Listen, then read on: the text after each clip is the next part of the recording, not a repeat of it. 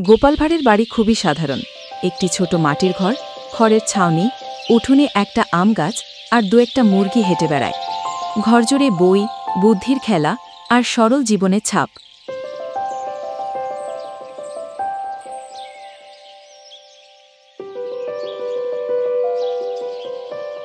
অন্যদিকে মন্ত্রীর বাড়ি যেন এক রাজপ্রসাদ। উঁচু দেয়াল, সোনালি দরজা, চাকরবাকরির ভিড়।